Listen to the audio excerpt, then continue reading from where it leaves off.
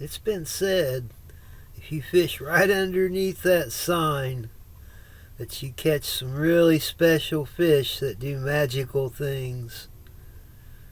I'm going to give it a try here.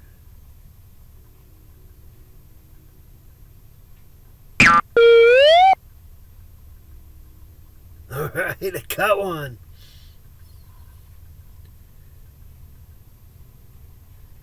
Come on, you.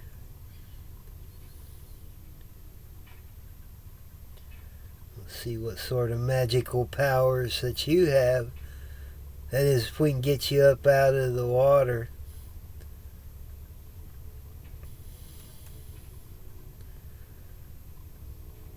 Huh. I don't notice anything too special about them. I figure we'll just let them go.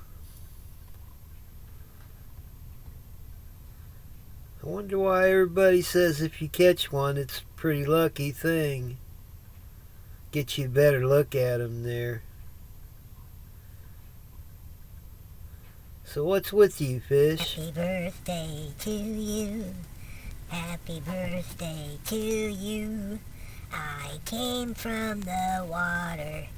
I'm here just for you. Happy birthday, Mother.